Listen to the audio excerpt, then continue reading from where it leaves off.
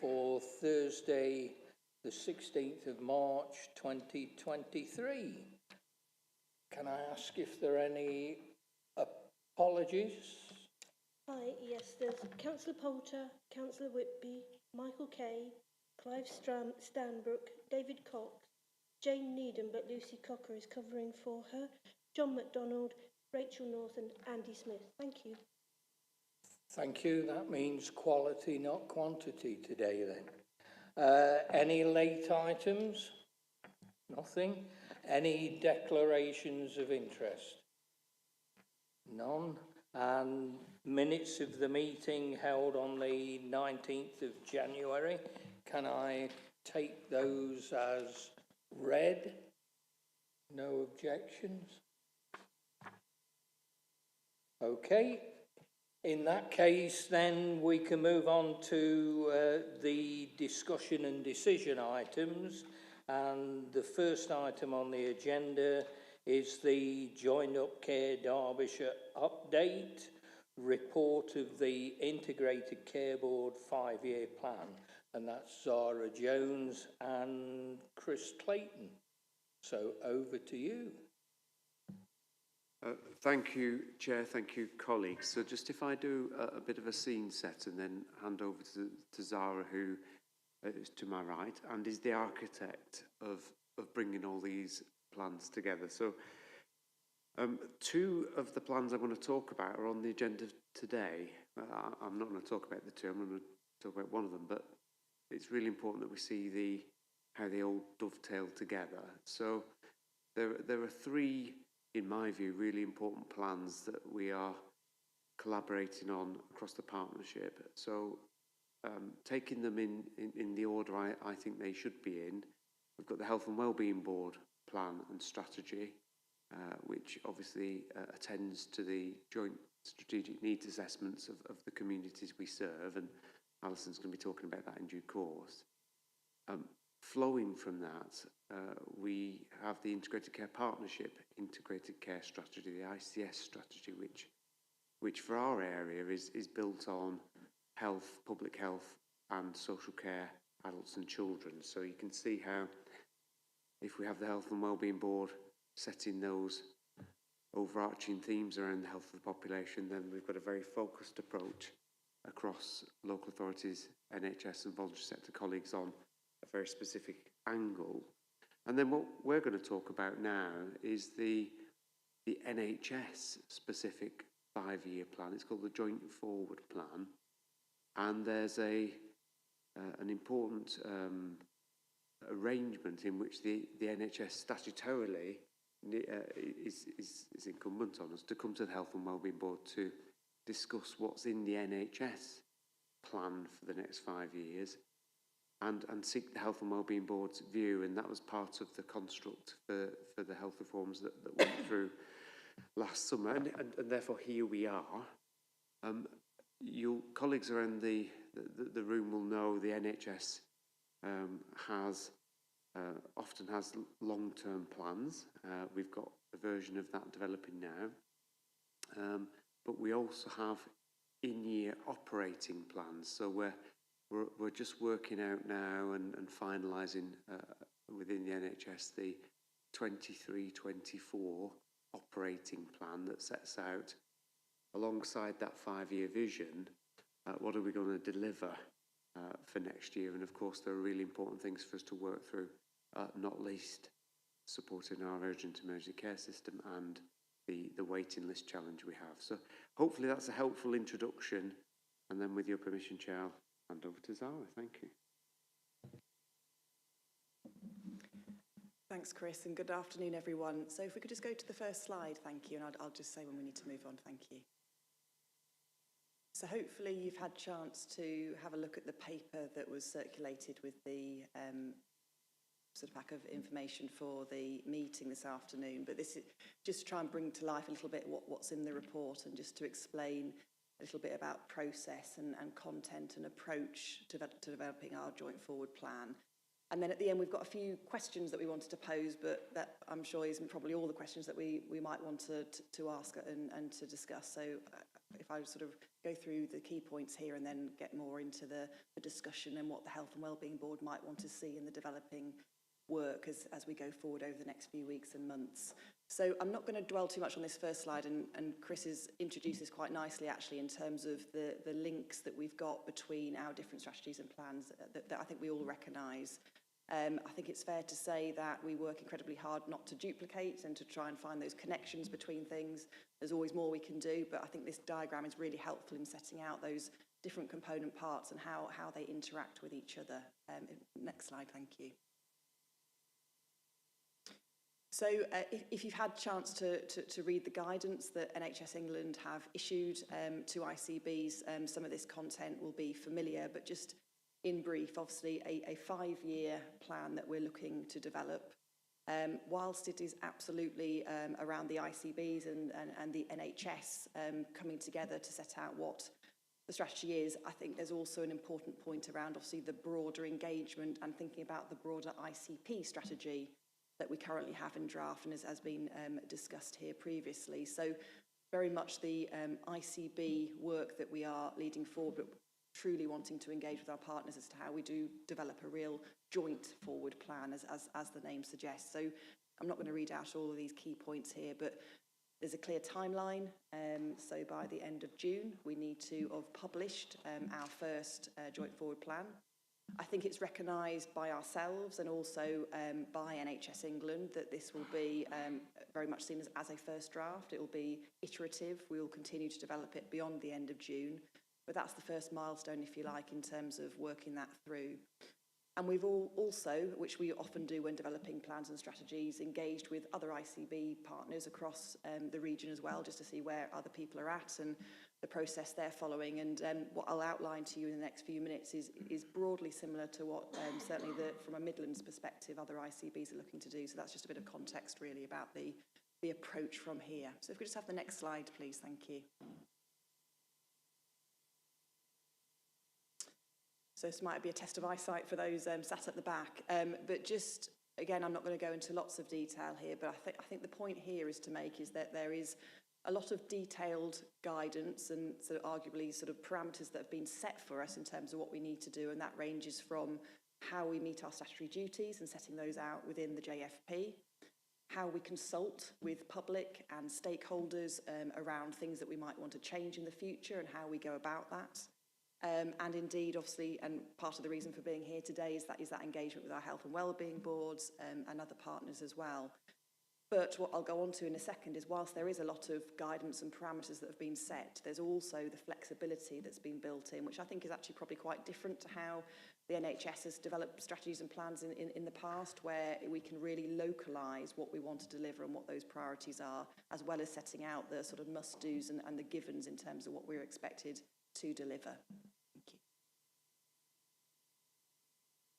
So overarching principles, being absolutely aligned to our broader system partnership ambitions, and I've got a slide in a minute that hopefully shows you how we're making sure that is absolutely happening. Very much thinking about our place level work and work with our communities, that very important principle about trying to do things at the most local level as possible. So whilst the joint forward plan is clearly going to be the ICB creating what it needs to look like more globally, we'll also be really clear and working with our partners about what that means more on the ground and with local communities. And the other bit, which can often be quite difficult with strategies, but we've really got to work hard on, is that delivery focus and have some really specific, tangible objectives, trajectories and milestones. So you will see that in the plan as it develops over the next couple of months. Thank you. So this slide, this is where I'm saying about the alignment and the connections between things. So apologies, a bit of a busy slide with all sorts of boxes on it, but what it basically tries to set out is we've got the integrated care strategy, which we are all familiar with, and the key areas that are a focus there for the priorities to deliver.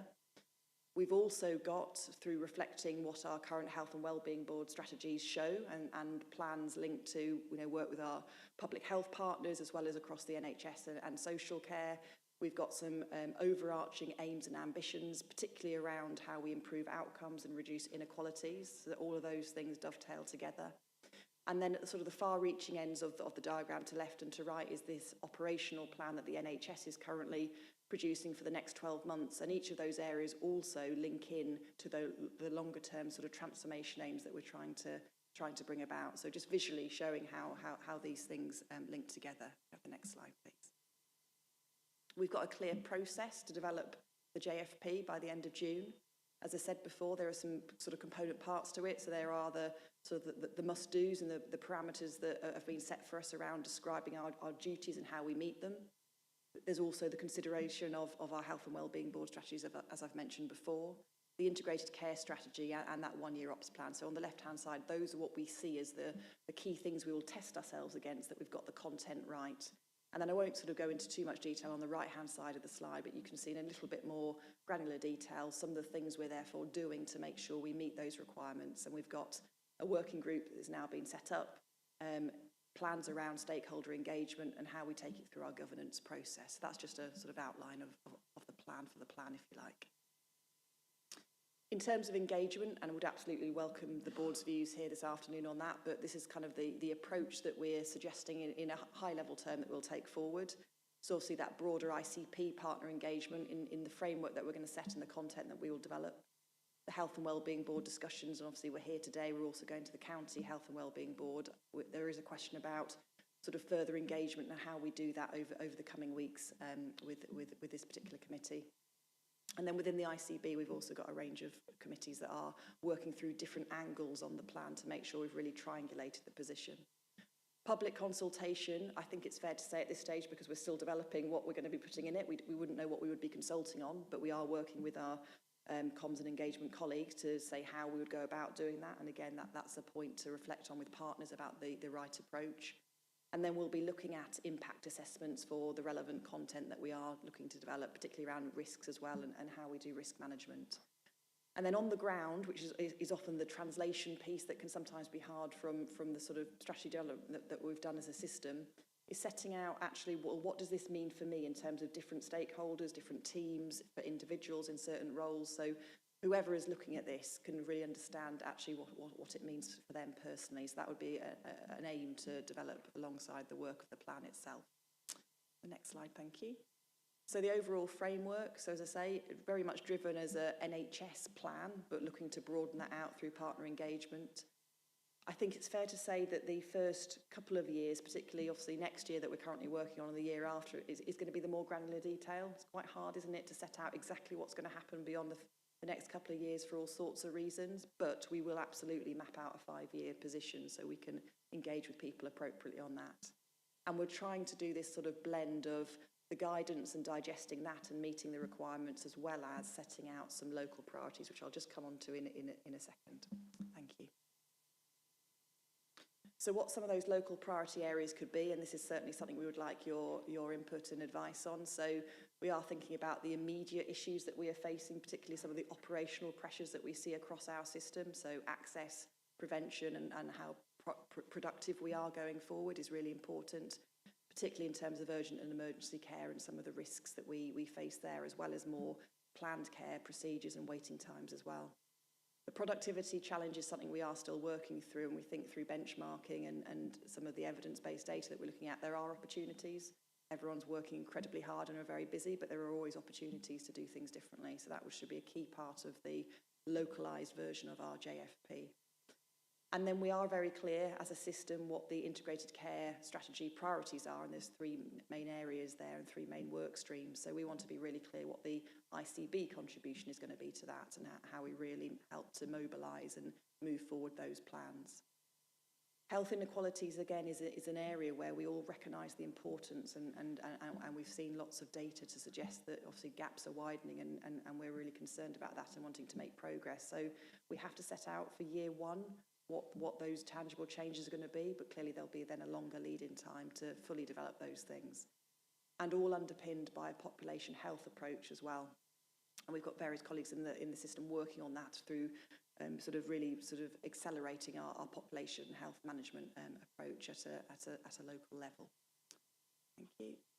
So just briefly, the sort of structure of, if you like, the document that we would produce, the sort of chapters of it, the things that we think we'd be setting out. So obviously a clear story, the delivery of our key duties, the 5-year position, some of the themes that will touch on that I've already mentioned, a really clear delivery plan but underpinned by robust engagement and consultation, and clear around where we're looking to make choices and what those priority areas might be.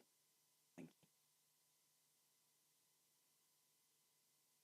So just getting towards the end now. So what we think we need to do in terms of just some of those areas of development then. So the local priorities, as I've set out previously, there's also something about how we prioritise. So I've just mentioned about making choices. Well, we need a clear prioritisation process in order to make choices. So we think that needs to really be a piece of work or a work stream in its own right, really, in developing our joint forward plan.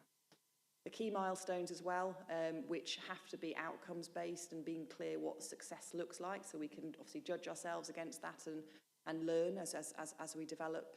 And then, apologies, an acronym here, but our Population Health Strategic Commissioning Committee of the ICB is going to be working through what it wants to see between now and the end of June. And I think there's a similar question here about the board and the role it plays in helping us to finalise that position. And then I think the next one is just the questions and reflections that we'd also posed in the board report that came through. And as I said at the start, there may well be other questions, but if that helps to frame the discussion, then that'd be great. Thank you very much. Thank you, Zara. Having looked at this very comprehensive report, I'm really pleased at the work that's been done so far. There is a lot of integration, the Integrated Care Partnership and Health and Wellbeing Board. We're recognising things like housing and the impact that has on general health throughout the city, and working towards moving issues forward collectively, because we all know that individually we cannot do things on our own. It's got to be a collective response, and partnership is the best way of moving forward. We've also brought on board the community and voluntary sector, and they're helping with an important role within the community and the voluntary services that they can provide to support our care services across the city, and that really is welcome as far as I'm concerned. Is there anybody else that's got any questions or queries on the 5-year plan? Says he, looking round hopefully. Ian. It's just an offer, really, Chair. You're talking there about consultation, and I'm sure you've got a really well-oiled mechanism for consultation. But of course, the council has strong consultation mechanisms as well, whether that's neighbourhood working at a very local level, and indeed we have 12,000 council houses. We work very closely with housing associations that have a further 7,000 or 8,000 houses. So we've got good ins for you. So if you do want to get some messages out through those mechanisms, do obviously let us know. Thank you. Anybody else? In that case, I'm going to ask you to look at recommendations 2.1 and 2.2. 2.1 says that the Health and Wellbeing Board is asked to note the contents of the report, noting particularly that this is not a static plan, this is a rolling plan that will move forwards as things develop. And recommendation 2.2, offer guidance and feedback. So we've had 2 bits of feedback and 1 bit of guidance, and I think you can take from that, Zara and Chris, that you have the support of the Health and Wellbeing Board in moving these processes forward collectively. So unless there are any objections, I will accept 2.1 and 2.2 recommendation. Thank you all. So we now move on to the Derbyshire Joint Health and Social Care All-Age Autism Strategy. I'll declare an interest in that, in that my daughter has diagnosed me as autistic, so possibly an interest there. So it'll be Katie Ross. Thank you, Chair.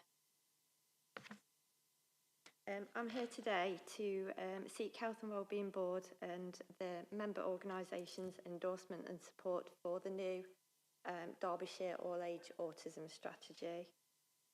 So I'll just give you a little bit of an overview around what is autism and why the new strategy is required. So autistic individuals often have trouble with social interaction and communication. Sorry, could I have the next slide, please? So autistic individuals may struggle to engage in two-way conversations. They might not understand the sort of back and forth of conversations, understand the use of sarcasm and such like. They may show restrictive or repetitive patterns of thoughts and behaviours, so doing things in a very strict routine at the same time every day, or only sort of visiting certain places. It's a lifelong developmental disability, and it's also a spectrum condition, which means that while all autistic people share certain difficulties, everyone with autism will be affected in different ways. So that means for some people they might be able to live an everyday independent life, and other people might need quite complex support. Autistic individuals may also experience under or oversensitivities to sensory experiences. For example, people might not be able to feel pain or know if something is too hot or too cold. And like I mentioned, it needs to be recognised that every autistic person is different, and therefore the support that they would need would differ from person to person. So there's just a few figures there. So in the UK, it's thought that more than 1 in 100 people are autistic. In Derby and Derbyshire, around 8,700 people. And it's expected that by 2030, 1,566 people will have a diagnosis of autism in Derby City. Next slide, please. So there was a previous strategy, 2017 to 2020, and the achievements of that were the commissioning of a new autism information and advice service that's delivered by Citizens Advice Mid-Mercia. That acts as a single point of access for autistic individuals, their families, carers, friends and professionals who need support or advice. We have the Autism Training Task and Finish Group, which identified current gaps in training, made an autism awareness offer for organisations, and we've also had the rollout of the national Oliver McGowan training locally. People have had access to these to support via the Brain in Hand app to support their independence. Following the publication of the Younger Adult Specialist Accommodation and Support Strategy, we now have increased provision of accommodation, care and support for autistic people throughout Derby and Derbyshire. We've also got commissioned services such as Living Well with Autism, Derbyshire Autism Services, who also now offer some mental health support, a new day services framework, and we also support other VCSE partners. We have an established Experts by Experience subgroup, which is made up of members of the Autism Partnership Board, and that's people with lived experience of autism who are then able to discuss positives and negatives and sort of feed into the partnership board. We've got local evidence that businesses are working towards being more inclusive. So we have businesses offering quiet hours or low sensory experiences or special screenings in theatres and local cinemas. And we also have the specialist autism team, the SAT team that's been created within the NHS. Next slide, please.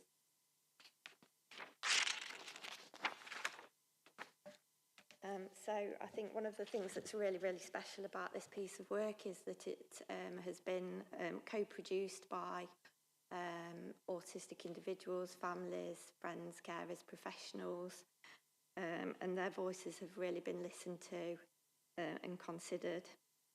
It's a program. It's a product of a programme of engagement and co-production, including 3 system-wide overall strategy workshops, monthly task and finish workshops for each of the 5 priorities of the strategy, a comprehensive review of achievements from the previous strategy, listening to the voices of autistic people through their health and social care assessments, the Autism Partnership Board that meets monthly and feeds back to the Health and Wellbeing Board, and a Autism Partnership Board Experts by Experience Advisory Subgroup.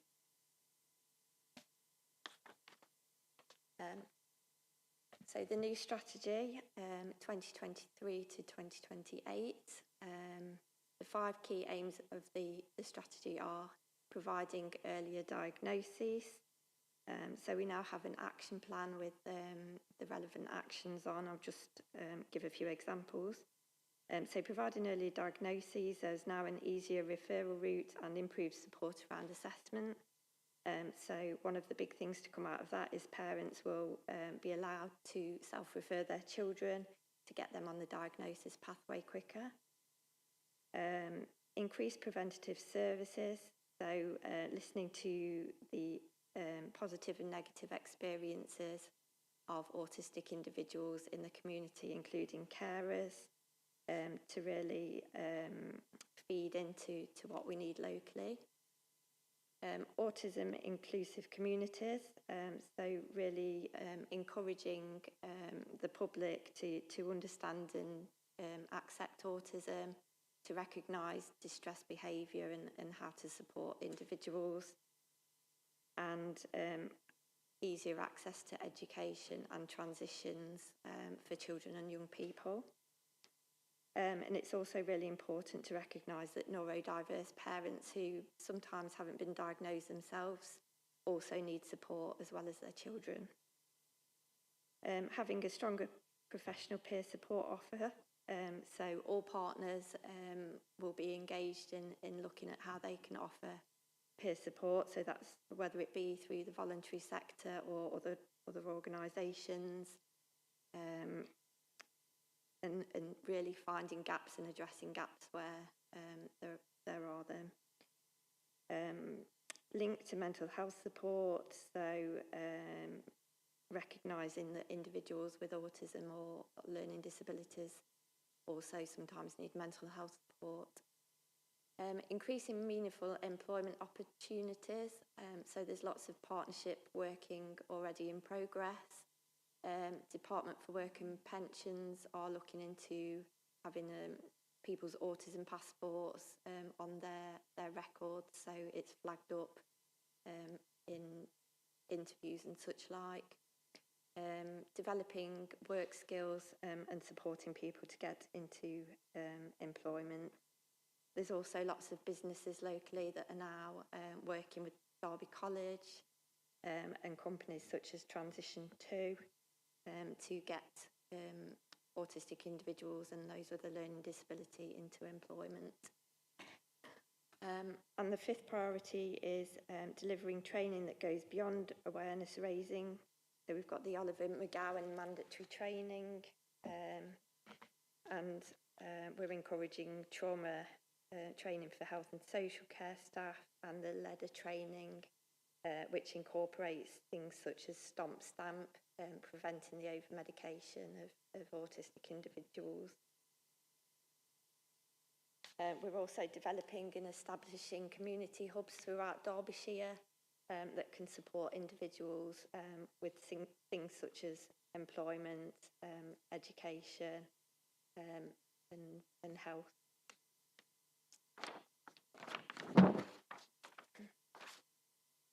So the main conclusions from the autism strategy are that autism is a lifelong condition. So people will need support right from sort of childhood right up until adulthood, which could change. Many achievements have been made following the previous strategy, so we're now able to build on those and what's worked and what hasn't worked. And it needs to be recognised that, especially that every autistic person is different, and the care and support available for them and their families needs to improve. So my recommendations to the Health and Wellbeing Board are that the board and its member organisations join the City Council in endorsing and confirming their support for the new strategy. And we're also happy to give updates on our progress as we deliver the strategy throughout the next 5 years. Thank you. Thank you. And yeah, you described one or two traits that I tend to have.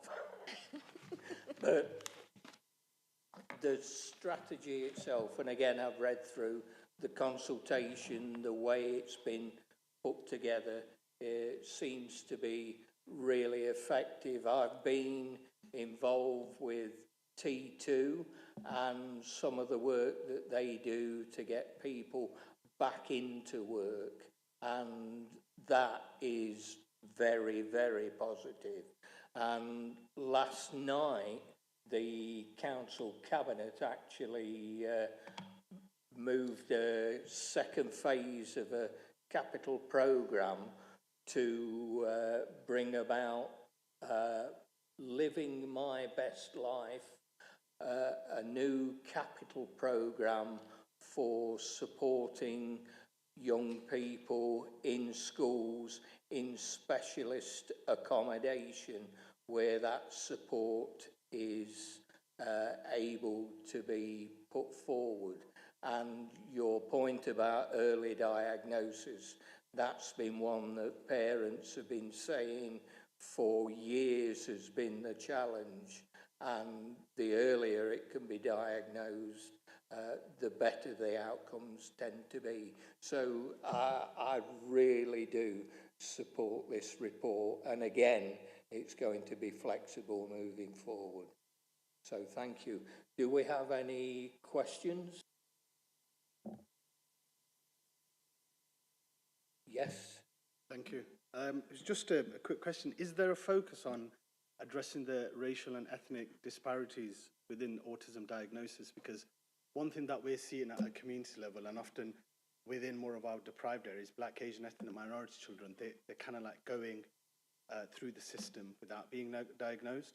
And then that's having a massive effect, and obviously in the whole inequalities perspective. So I'm just wondering, has that been addressed, or is there scope for that to be addressed within the strategy?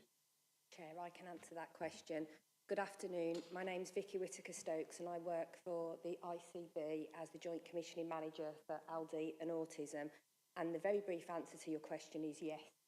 There is work going on at the moment. We are fully aware of the disparities between not just the groups that you mentioned, also within the deaf community as well, that the diagnosis isn't as quick. And we know we've got the biggest deaf community in the country. So there is work going on through the ICB to look at ways of engaging more, sending more information out, working with GPs. And there will be a annual review for people with autism or people that haven't yet been diagnosed. So there is a lot of work going on, and I'm happy to bring any information back to this board. And on that, Chair, can I just have 1 minute just to put some data around? Because one of the things is we see strategies and we all go, oh, brilliant, it doesn't really affect us. But I just want to talk about the cost effectiveness of this strategy, because we all need to make cost savings. And actually, if I give you some statistics around autistic people, so less than 10% of autistic people are in work. So, you know, we are paying people benefits because they're sitting at home, not because they want to be. An autistic person is 8 times more likely to attempt and succeed in suicides. So, you know, the cost of suicide is great to families, and the cost of bereavement and counselling and the traumatic cost to them. We know that people with LD and autism die up to 22 years earlier than the average person. That is not right in today's society. They're 5 times more likely to become homeless. So I know we have people from housing here. So actually you're disproportionately affected by autistic people, and that's putting figures on your homelessness. If you work with us quicker to support autistic people and we pull funds, we can stop people becoming homeless. And I'm just going to give you one other one, which is they're 8 times more likely to become involved within the criminal justice system. I am a fiercely proud autistic woman that is more than capable of working with the right adaptations put in place, and I'm fiercely proud of our team. 2/3 of the LD and autism team for the ICB are diagnosed with autism. So my plea is, come on, we can do better. Thank you, Victoria. Sorry, Chair, just to add, from a Derby Health Inequalities partnership, we would like to extend our offer as well. Any input that or anything that we can help with from a consultation perspective, anything, you know, just feel free to shout. So we've got the, yes. Thank you, thank you, Chair, sorry. I'd really like to endorse and support it. The organisation that I lead, DHU Healthcare, we provide services in Derby and Derbyshire across both general practice, primary care, home visiting, NHS 1 out of hours, and we are seeing an increasing attendance of people with autism coming towards our services because they don't feel they're able to access other support services as effectively as what they need to do. And I think the passion that you just showed there about the commissioning arrangements that we've got in place and we're going to put in place, I think just shows you the need that we have to really endorse and support this. The other question I'll just ask, so is this, I guess, is worked across Derby and Derbyshire, so with Derbyshire County Council colleagues to make sure that people who are both in both parts of our counties have the right level of support and care that we need. Thank you. Thank you. Do you want to respond? Yes, just to follow on from that, it's been a joint strategy with Derby and Derbyshire, so I've been involved very closely with Derbyshire colleagues on this, as well as the ICB as well. Yes. Can you just explain how it's going to be promoted and made widely available to the general public? That's a really big challenge, so thank you for asking that question.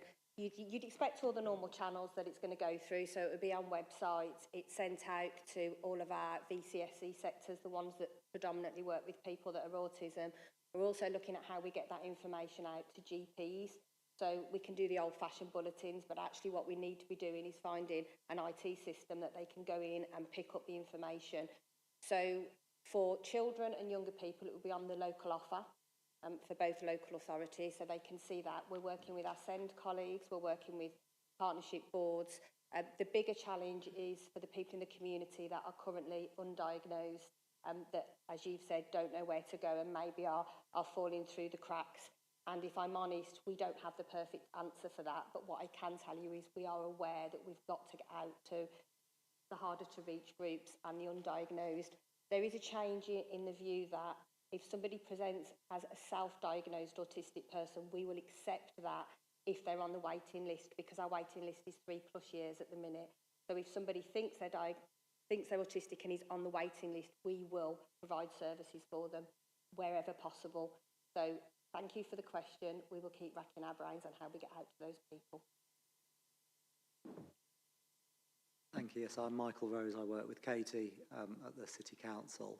I just wanted to add to that clearly one of the key tranches of this is about inclusive communities, and that's making communities more autism inclusive, and clearly fundamental to that is actually reaching out to the wider population and actually raising awareness, raising appreciation and understanding, and getting people to be more open to diversity and more inclusive in terms of that. And I think we have got working groups, and we've got to have groups which are specifically looking at this, and obviously any ideas, thoughts, that's an ongoing challenge that we face, is making the wider population sort of aware and inclusive to people is really, really important. I think fundamentally that will be our route if we're going to be successful around the strategy. It will actually be that we're seeing our community as a whole being a lot more aware and inclusive and considerate of how they live their lives for other people. So I think obviously, you know, those inputs are really valuable for that as well. Thank you.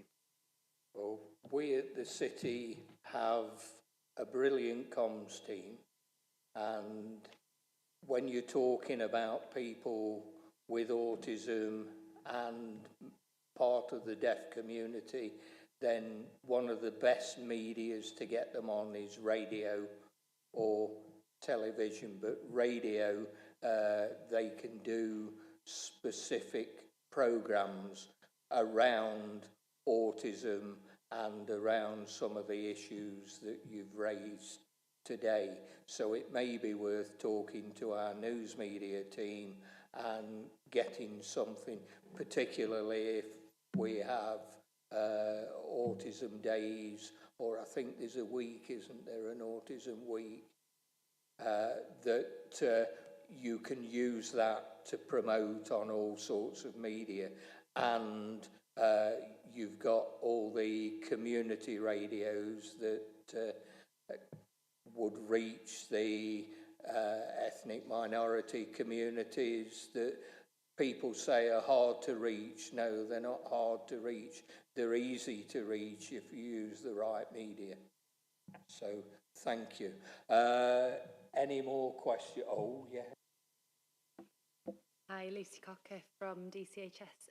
I'm just wondering if there is any plan to format the strategy in an accessible format as well. I'm just thinking that you can see loads of detail in there, but I'm just thinking about the people who we're trying to reach naturally. Is there a plan for accessible formats as well?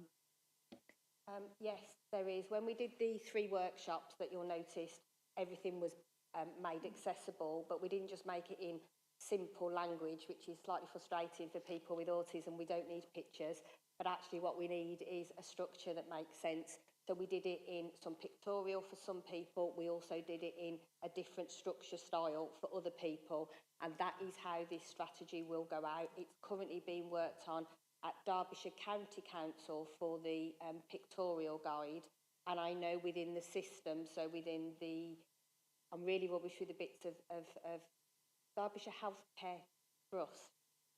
I think the lady, Dr. Tiffany Webster, is looking at a different way of sending that out as well. So yes, there will be at least 2 different versions that go out. Can I ask Vicky if that's the Mental Health Trust or the Derbyshire Healthcare Services? I don't know. I Derbyshire really Healthcare Foundation Trust. I think it's the Healthcare Foundation Trust. Right, okay. We're a little bit confusing with all the components. Yes, acronyms can get in the way. Any further comments or questions? Thank you very much for an enlightening presentation. That's brought quite a few questions, so I hope you'll be able to respond to those in further reports. We're asking for the Health and Wellbeing Board and its member organisations join the City Council in endorsing and confirming their support for the new strategy. Anybody objecting to that? And that the board receives updates on progress. So we look forward to seeing you again. Okay. Thank you very much indeed. That really has been interesting. We now move on to the Derby Tobacco Control Health Needs Assessment. Carrie-Al Webster. Afternoon, Carrie-Al. Thank you. I'm Carrie-Al Webster. I'm a Public Health Registrar at Derby City Council, and I'm here today to share the findings and recommendations for recent health needs assessment that we've undertaken around tobacco control in Derby.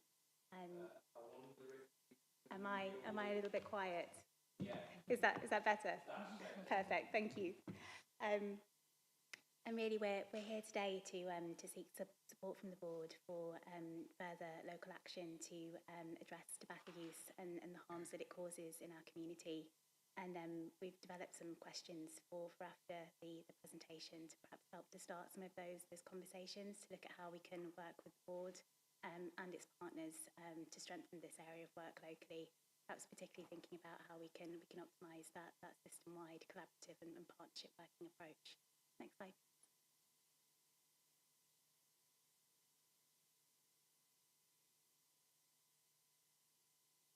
So when we refer to tobacco control, it's essentially an evidence-based approach to reduce the prevalence of tobacco use and its related harms.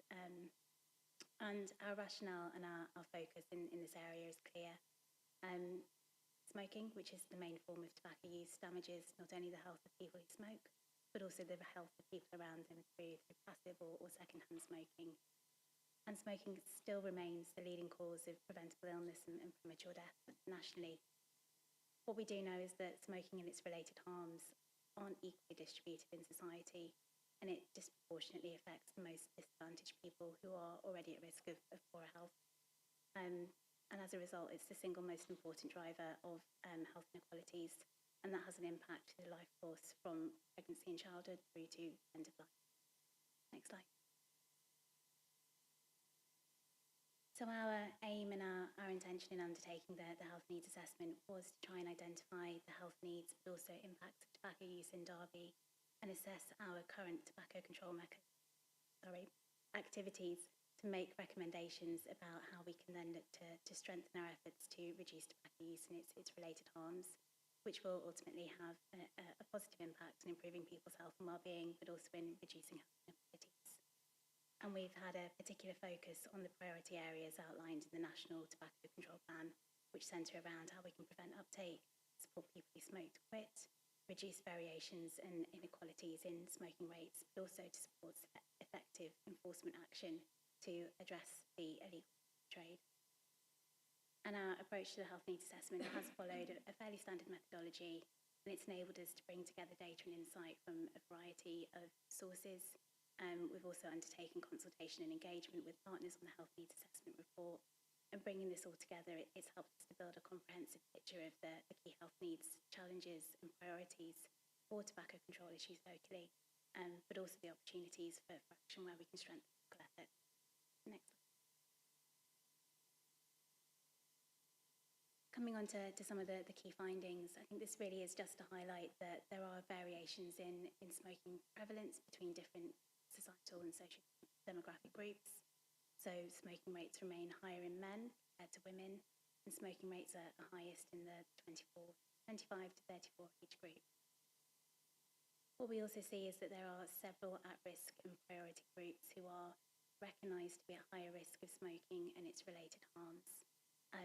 So, for example, during pregnancy, children and young people with long-term mental health conditions, those living in the most deprived areas, people living in social housing.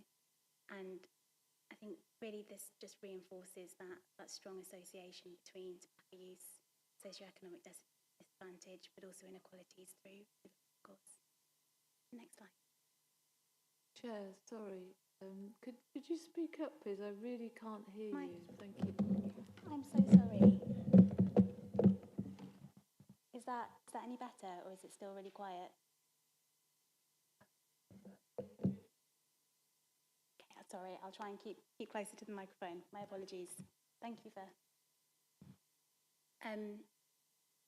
So I think this just brings us on to some of the local insight and findings of the needs assessment. So locally, the data shows that we've made substantial progress, I think, in narrowing the gap in adult smoking rates between Derby and England. And smoking prevalence in the city is now similar to the national average, but still just over 13% of adults in Derby still smoke. And there are ongoing social inequalities linked to smoking. So we recognise that prevalence is substantially higher among people living in social housing, people with long-term mental health conditions, and people working in routine and manual occupations when compared to the general population. And our smoking rates in pregnancy remain significantly higher than the England average. Next slide, please. I think what I really wanted to draw attention to with this slide was that tobacco use and its related harms affect our whole community. It's not just people who smoke, and that's through its adverse health, economic and environmental impacts. So Derby has significantly higher rates of hospital admissions and also death rates due to smoking-related causes compared to the England average. And the harmful impacts of tobacco have an economic impact, both for society and individuals as well. So it's estimated that smoking costs society in Derby around £108 million per year in costs from lost productivity, costs to health and social care services, but also in fire-related costs. But it's also recognised that the costs of tobacco addiction to individuals can lock people into and exacerbate poverty, which just perpetuates that cycle of health inequalities. And just considering at an environmental level, we know that the waste generated from discarded cigarettes is a significant source of waste that goes to landfill, but also in discarded street litter as well. Next slide, please.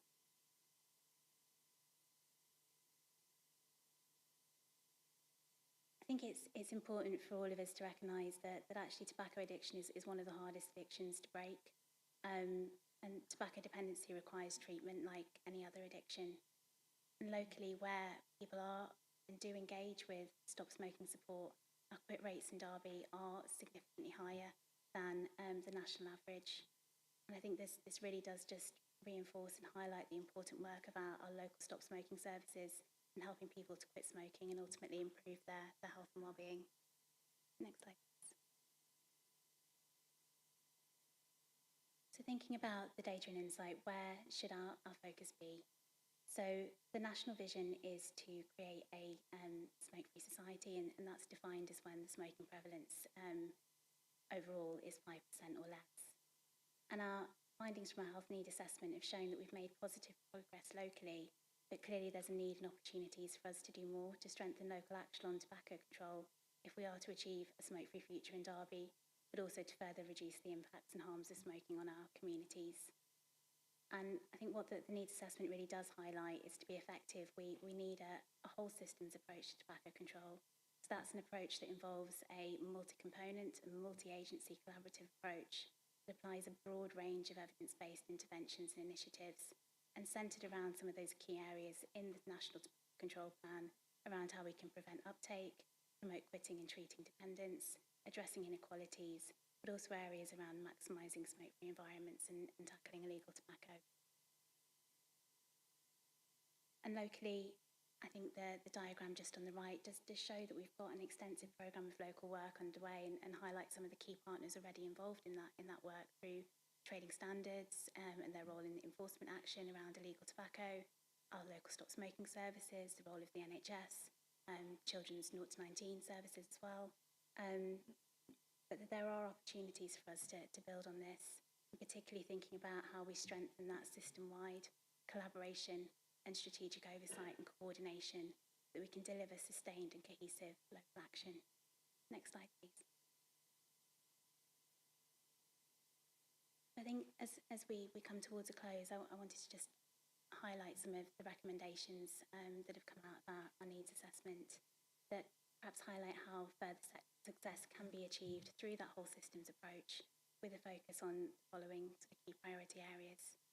So as we've touched upon, that aspect around building that system-wide strategic leadership, coordination and collaboration, perhaps thinking about whether we can convene a Derby tobacco control strategic group that would bring together those key partners across the system with a role in tobacco control to support that joined up and cross-organisational working. That key importance of partnership work, but also whether there are opportunities to strengthen our local and data insight to inform our tobacco control efforts. There's a key area around our action to reduce inequalities. So perhaps considering a place-based approach that might focus on communities and population groups where prevalence is highest, as well as supporting people who smoke to quit, again thinking about those groups who are perhaps most vulnerable to smoking and its related harms. Next slide. And as we've seen, the real importance of supporting smoke-free pregnancies, of preventing and reducing uptake among children and young people, and that need to increase public awareness of the harms of smoking, but also the support available to quit, and ensuring that staff who do have contact with people who smoke have the knowledge and skills to be able to advise them on to stop smoking and the products to use that can support them to do that. But thinking more broadly, there's also opportunities for us to maximise creating smoke-free environments, including that continued enforcement of existing smoke-free laws and policies. And that has an important role in reducing the harms from passive smoking, but also around denormalising smoking as well, which in turn helps to promote quitting and prevents uptake among children and young people. And lastly, there's that key role of how we reduce the impacts of illegal tobacco through effective continued enforcement action. Slide, please. So in coming here today, the findings and the insight and the recommendations from the health needs assessment perhaps provide us with that starting point for where we can look to sort of strengthen our local efforts and start to think about where we can turn those recommendations into tangible opportunities for action.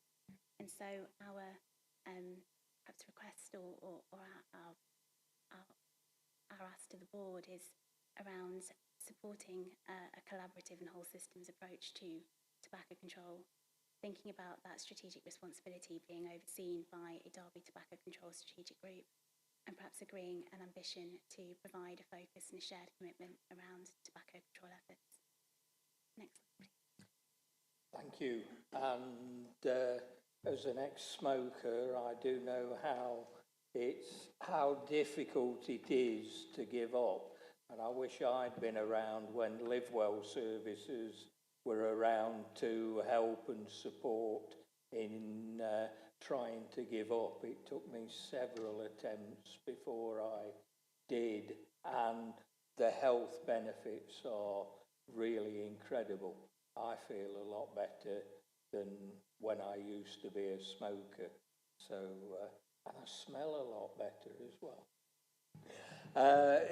You're right about the collaboration between health, because health have been given funding for supporting smoking cessation amongst other things, and collaboration with the local authority and public health in particular on smoking cessation would be a good move forward. So I would support you in that, especially when we're looking at, after yesterday's budget, the average pack of 20 cigarettes will be £14 and 39 pence.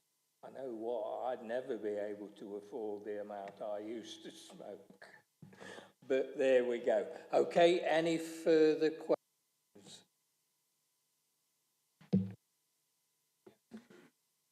Thank you, Chair. So probably one for Robin, really, because I'm just very slightly devil's advocate. At what point does, you find something as a health inequality, and when is it really, because it's actually a cultural practice? As it was defined as a health inequality, I mean, we know that I don't think we need more evidence, really. It's been people have been endlessly presented with the evidence of how bad smoking is for you, and on the packets, indeed, you have these grotesque images of people with cancer in their mouths and etc. So the message is really rammed home, and I'm not suggesting there shouldn't be more work. I'm not challenging what's being done, but I just think, quite interestingly, because we know there are lots of, because it's so heavily concentrated in certain social groups. And I mean, I suppose to some extent you must have asked yourself, well, is this really a consequence of inequality? As Roy said, a large amount of money is being spent on a chosen activity by people. So it's people's cultural practices, and we know that other cultural practices also have negative impact on people. whether that be, you know, drinking a whole bottle of red wine a night, which is prevalent now among, you know, the middle classes. So I'm not, you know, I think this is a good strategy. It's great. I'm just asking, you know, how do you approach this kind of question, and why do you define it as a health inequality rather than a cultural practice? I think there's two aspects to the health inequality part. There's one is the inequality in your risk of becoming a smoker. And your risk of becoming a smoker is partly associated with your choice to do that, but it's also partly associated with your experience within your family, whether your family members smoke, whether your peers smoke, whether when you go to work, the people that you work with smoke. So there's all of that cultural influence on whether you start to smoke in the first place. And we know that actually the majority of people actually start to smoke as children when they're particularly vulnerable to those external influences as well. So there's that aspect of it. Yes, it is a choice to smoke, but actually the influences on us are not equal in society, and some people will be able to be removed from those influences or be less susceptible to those influences. And it's how we build that, not just the understanding, but the resilience to those pressures as well for some young people not to start. And then we get the inequalities that are created by smoking. And we know that the three big causes of the difference in the life gap for us in the city between the least and the most deprived are cancer, respiratory disease and cardiovascular disease. And we know the biggest driver of those three things is smoking tobacco. So it's those two. There's a group of people who are more susceptible and vulnerable to the influences of their peers or promotion to pick up the smoking in the first place, but then also more vulnerable to the outcomes of smoking. And what we also know is that people who smoke within different social groups are impacted differently by smoking. So if you are relatively affluent, you smoke, you have a good diet, you're able to be relatively physically active, you're mentally well, you've got a good job, then the impact of that smoking on you is going to be less than if you live in a deprived area, you have a poor diet, you're less able to be physically active. So it's the chance of taking it up, the impact of all of the rest of the lifestyle on you if you do smoke, and then also it's really strongly influencing the outcomes, the health outcomes for those people as well. So it like everything, it's complicated, isn't it? But it's very multifaceted.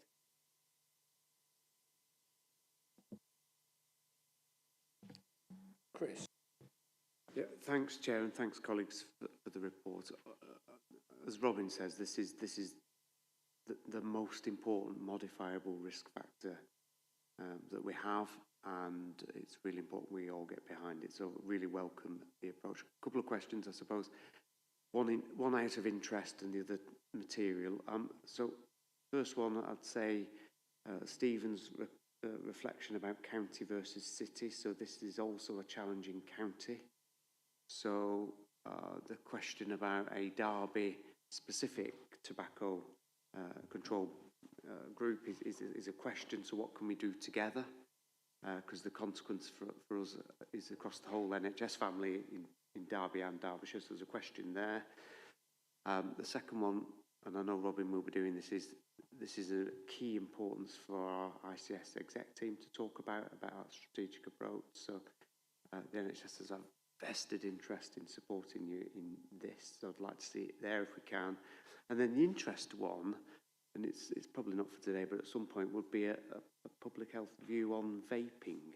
So we've talked about tobacco, but it'd be really good to see what the evidence tells us about that too in sort of behaviours. But thank you. Thanks, Chair. Okay, who's coming back? Harry, I was going to start on that one. Start on that one. I think that is a really important point, isn't it? It's about how we make sure that we align and join up that approach across the city and the county. I think as part of the next steps of this work, it's about looking at how we work closely as well with county partners, look at perhaps how we align our strategic priorities around that. Potentially that may translate differently into an action plan that has a Derby focus, but making sure that we're aligning our approach and our strategic priorities with county partners and working closely with them. just on the executive, we'd be very happy, and I'm sure Carrie will be, nominate Carrie for being very happy to come to the executive to present this as well. Just on vaping, we've had a huge amount of discussion about vaping recently, haven't we? And it's been particularly raised with us by some of the head teachers in the city as well. So we do know that there's particularly been an increase in vaping in young people nationally, and it's being observed locally. But I think the figures were up to around 9% of young people between 11 and 18 are vaping to some degree, whether that's regularly or irregularly. And what we know is that a lot of the vaping products now are not only affordable. There's you can buy vapes that you can get 2 for £10, so it's much more affordable for young people to buy that. It is also being marketed towards young people as well. So both the attractiveness of the packaging and some of the way it's being portrayed as well. And in a sense, it's picking up, as Carrie mentioned, that normalisation in society. So it's becoming actually not unusual to see young people vaping now in a way that if you see them smoking, it's quite unusual to actually see them smoking tobacco. It's a complicated message around vaping because we know that if you are a smoker and you're not going to quit using nicotine replacement or quit without, then transferring to vaping, we know it's much better for your health simply because we know how harmful smoking tobacco is. So if you're a heavy smoker, you can't quit another way. Moving on to vaping has got to be a good thing for your health. But for anybody who doesn't smoke, then it can't be a good thing for your health. And just thinking about, yes, it's got the nicotine within it, but it's also potentially got other contaminants within there. And we don't fully know the impact of vaping. What we do know is it's going to be highly addictive because it's got nicotine in and is hooking people into spending a lot of money potentially on that. And the other thing to say is there's real concerns about the illegal vapes as well, because in the same way as illegal tobacco has a multitude of additional harmful chemicals in, we don't know about the illegal vapes and what they've got in. So we have been in conversation with our trading standards colleagues, and they have been doing some work around vaping, and we're also in liaison with the head teachers at the schools as well to consider how we can support in the message, because it needs to be a multifaceted message, really, and that's the challenge about it. But not to start vaping if you don't smoke, not to use illegal vapes are the key messages around vaping. Thanks, Robin. Yes. So, Carol Shaw from Health Watch Derby. As an ex-midwife, I think the most shocking statistic in that report is the smoking in pregnancy rate, which is coming out at only 1.3% less than the overall smoking rate for adults. And I wonder if there is something in there about needing to improve the education of the caregivers for pregnant women, because that to me would be an absolute priority.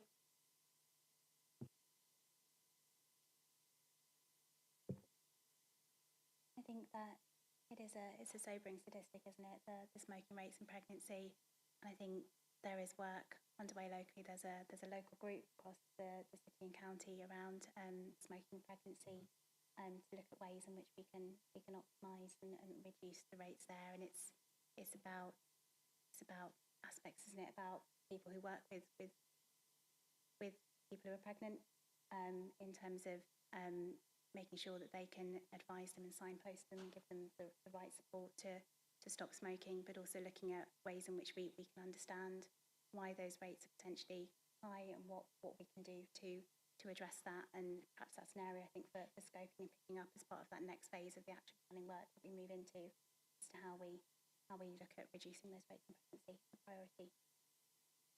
And just to add to that, under the integrated care system, there's a local maternity services board as well that sits there, and under that board is a specific stream of work around smoking in pregnancy, and it's part of the NHS funded programme as well, so pregnant women are able to access that additional support.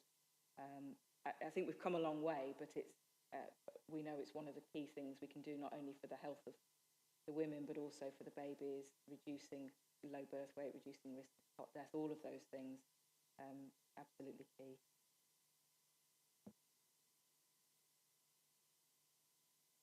Thank you.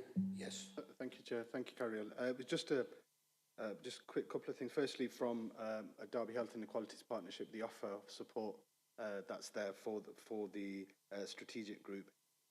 We're leading the Core 20+5 programme, which smoking cessation cuts across all of them. So it was just an ask that the Core 20+ focus is put within that, especially from the plus groups, because there's a massive disparity in those that are accessing the stop smoking clinics and even with the Live Well service itself. So having a specific focus on that would be appreciated.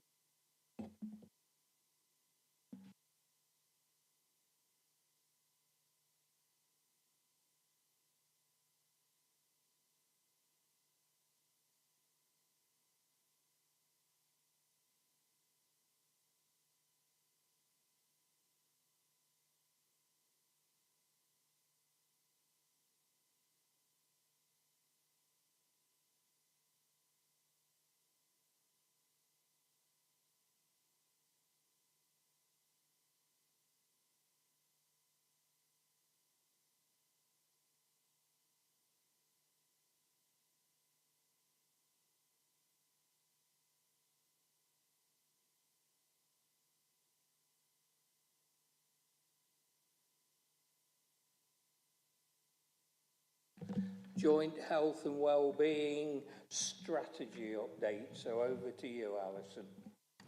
Thank you, Chair. A brief report, really just making the Health and Wellbeing Board aware of our intention to review and update the joint local health and wellbeing strategy.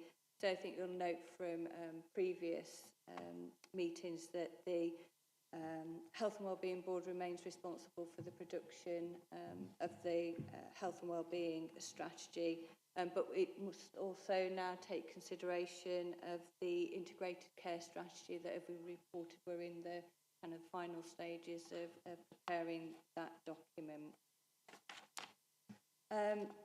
Really wanted to bring the board's attention to, I think, the work of Derby Place Alliance and the Health Inequalities Partnership. So the Place Alliance has recently set its vision around delivering local services and trying to support people to achieve full and healthy lives, and are currently in the process of identifying kind of key priorities that they want to focus on.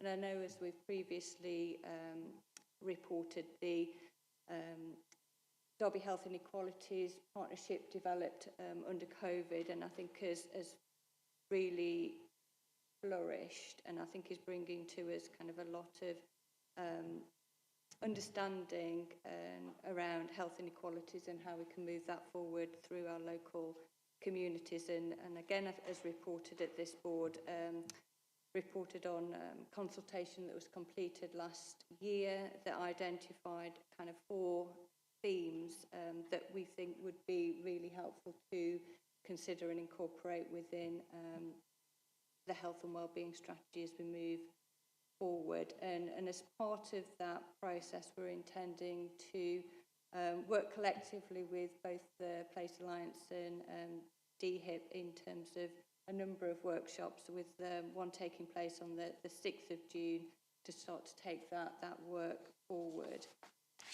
And the reason being that we're looking to do that collaboratively with those 2 groups specifically is that shared, I think, commitment across Derby as a place in terms of ambitions around promoting health and wellbeing within the local community and reducing health inequalities. But also to note, those based on kind of the report that came earlier around the joint forward plan, I think there's opportunities for us to work collectively on that and ensure that the 2 are linked together. So that's really just the intention of what we're looking to do. So we're looking to kind of review and update the health and wellbeing strategy over the next 6 months. and bring it to those recommendations, kind of 2.1 to 2.3. So asking the board to note and support the intention to refresh the joint local health and wellbeing strategy following or alongside the publication of the integrated care strategy, and supporting the proposal that the development of the strategy is in collaboration. Got gin in my drink, it seems. Strategy in collaboration with the Derby Place Partnership and Derby Health Inequality Partnership and other key partners and stakeholders. And the final ask is that the Health and Wellbeing Board members actively participate in the development of that strategy. And that's the ask today, Chair. Thank you. Any comments, questions? In that case, to save repeating what Alison said, do we accept 2.1 to 2.3? And it saves me struggling over the words. Okay, no objections. Thank you again.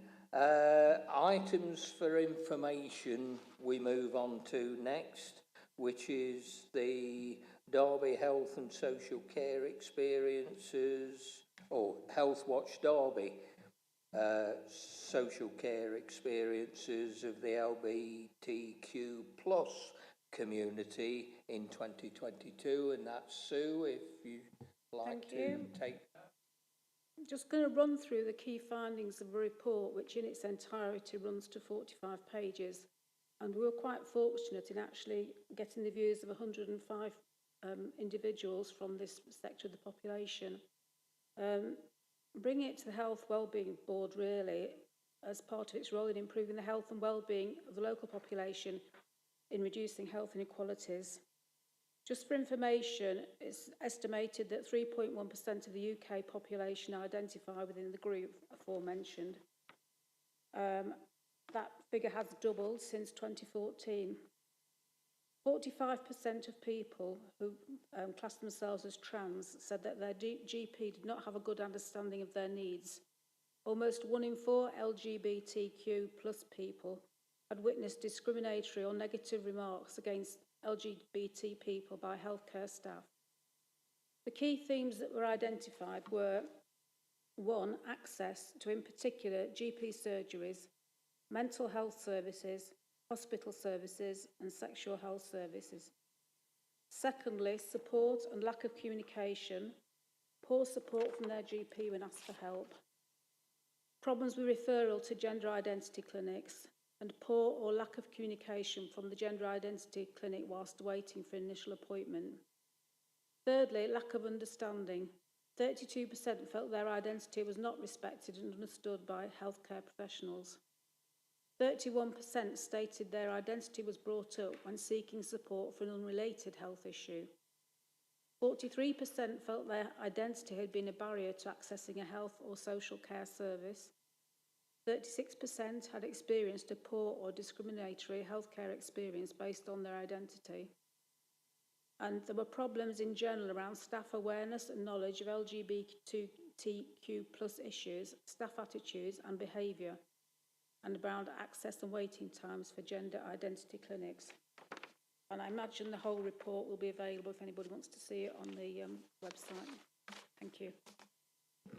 Thank you, Sue. I think some sobering figures in there and some education required for some services that we have across health in the city to improve their recognition of LGBTQ plus.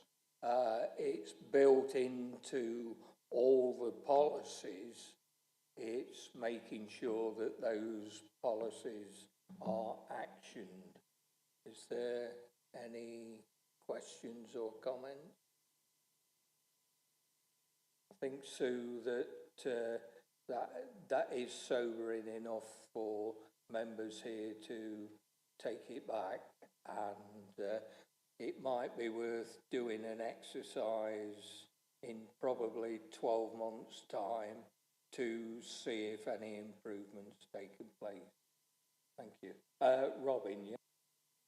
Thank you. I was just going to actually mention that I think part of our challenge in understanding the inequality is actually the data, isn't it? So actually being able to look at services and to understand where people are within services and whether they're appropriately represented within them. And I think it's something that we can take forward through the integrated care system health inequalities work as well, to look at how we can better capture and understand that data.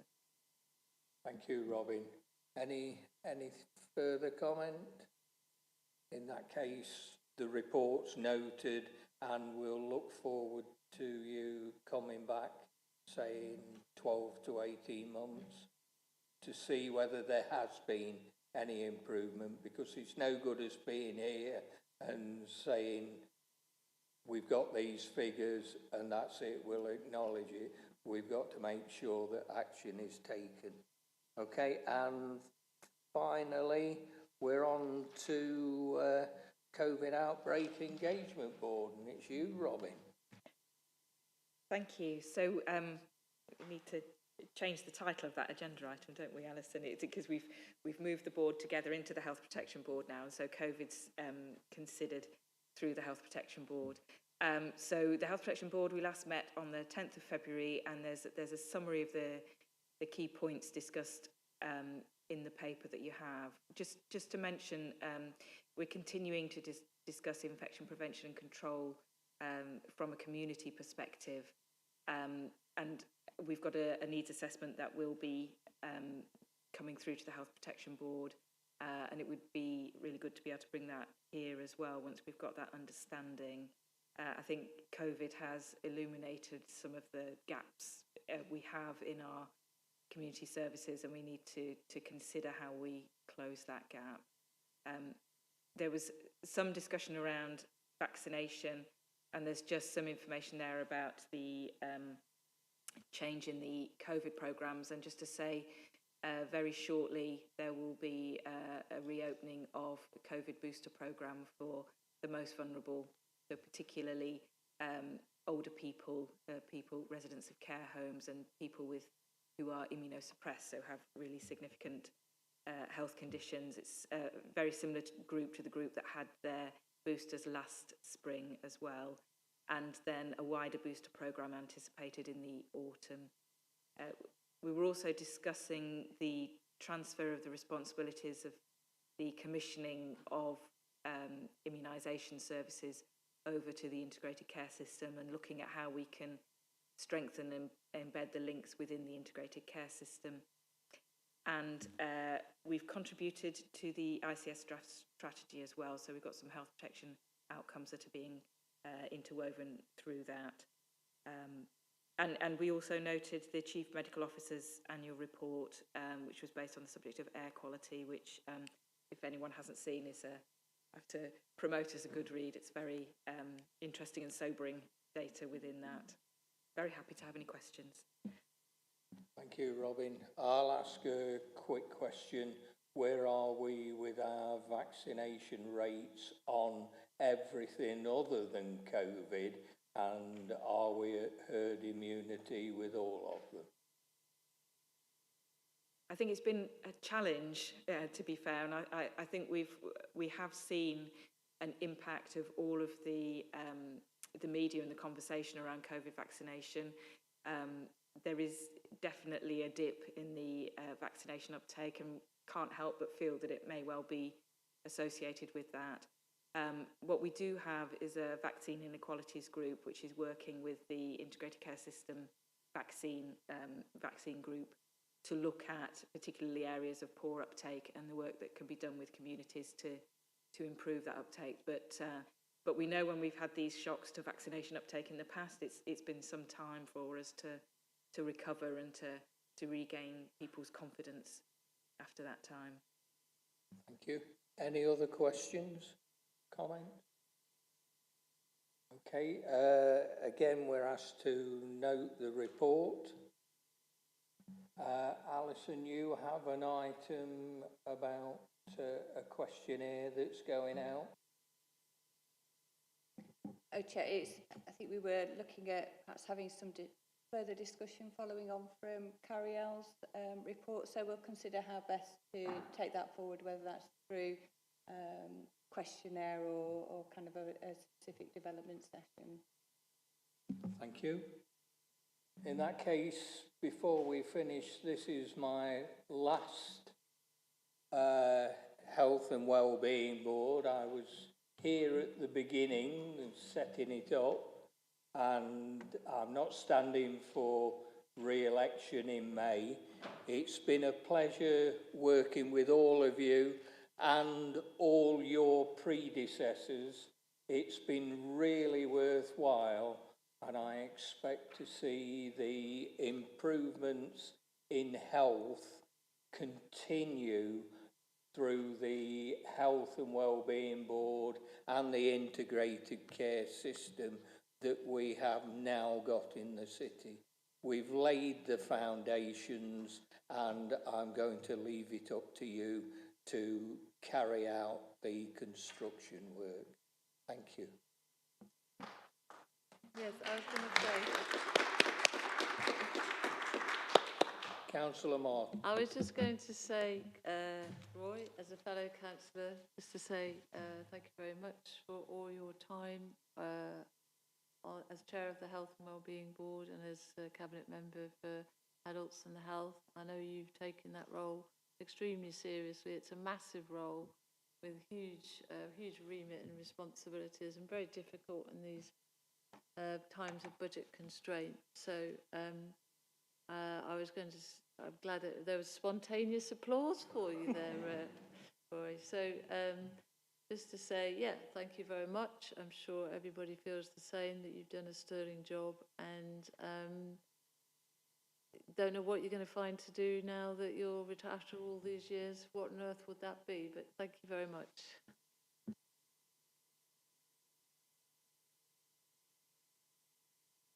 Thank you all.